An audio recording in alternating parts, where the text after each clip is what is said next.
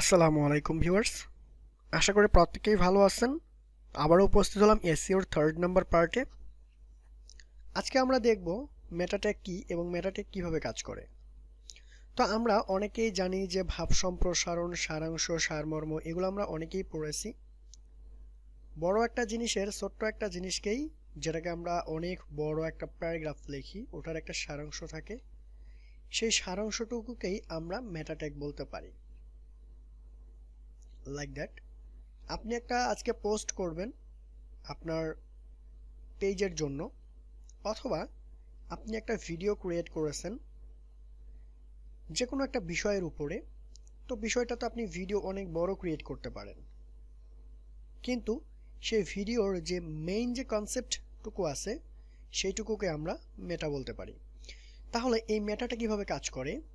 মেটাটা হচ্ছে এভাবেই কাজ করে, আপনার টাইটেল, ট্যাগ এবং আপনি যে মেটা ট্যাগটা থাকে সেটা হচ্ছে, আপনি যখন দেখা গেছে অনেক সময় টাইটেলের সঙ্গে যদি মেটা ট্যাগ মিলে যায় তাহলে এই টাইপের বোল্ড দেখা যায় বা অনেক বড় করে দেখায় গুগল, যে আপনার এই টাইটেলের সঙ্গে এই ট্যাগটা মিল আছে, আপনি এটা দেখতে পারেন, আপনি এটা পড়তে পারেন, সাজেস্ট করে আপনাকে ভালোভাবে।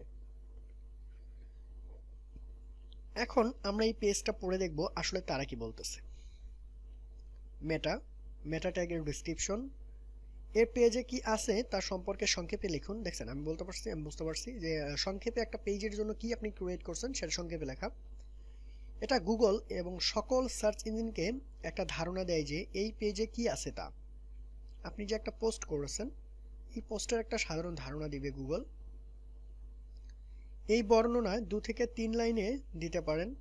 মেটা বর্ণনাকে গুগল আপনার ওই পেজের কন্টেন্টের সারাংশ হিসেবে ধরতে পারে। আমি এর আগেই বলেছি, ধরতে পারে এজন্য বলা হয়েছে কারণ ইউজার যে কিওয়ার্ড দিয়ে সার্চ করবে সেটার সাথে যদি সরাসরি পেজের কন্টেন্টের কোনো অংশের সাথে বেশি মিলে যায় তাহলে সেই অংশ গুগল সার্চ রেজাল্টে বড় করে দেখাবে। আমি বলছি, এটা যদি আপনার মিল না থাকে, আই মিন আমাদের যদি টাইটেল মিল না থাকে, ট্যাগ মিল না থাকে, যদি মেটা মিলে যায়, এই মেটা ট্যাগটুকু যদি মিলে যায় তাহলে এরকম বোল্ড করে দেখাবে যে এইটুকুর ভিতরে আছে, আপনি এটা পড়তে পারেন। ওকে, ইউজারের দেওয়া কিওয়ার্ড যদি এই সারাংশ মেটা বর্ণনায় থাকে তাহলে সেটা বোল্ড করে দেখাবে, যেমন উপরের ছবিতে দেখুন। ইউজার এর HTML টিউটোরিয়াল লেখাটি সার্চ রেজাল্টে বোল্ড করে দেখাচ্ছে। এটা ইউজারকে একটা ইঙ্গিত দেয় যে সে যে জিনিস খুঁজছে সেটার সাথে পেজটির কতটুকু মিল রয়েছে।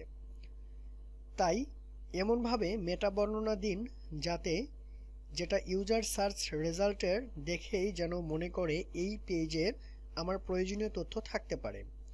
পেজের কন্টেন্টের কোনো অংশ আবার কপি করে মেটা বর্ণনাতে পেস্ট করে দিয়েন না, বরং পেজের কন্টেন্টের উপর ছোটোখাটো একটা সারাংশ লিখে নেবেন।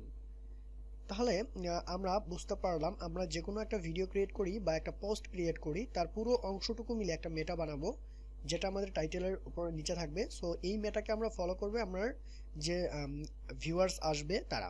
দেখা যাচ্ছে আপনার টাইটেলের সাথে ট্যাগের সাথে যদি কোনো মিল না থাকে, মেটাটা যদি মিলে যায়, বোল্ড করে গুগল যখন সার্চ করে আপনাকে দেখাবে, তখন আপনি বুঝতে পারবেন আপনি যে জিনিসটা খুঁজতেছেন সেই জিনিসটা এই পেজেই আছে।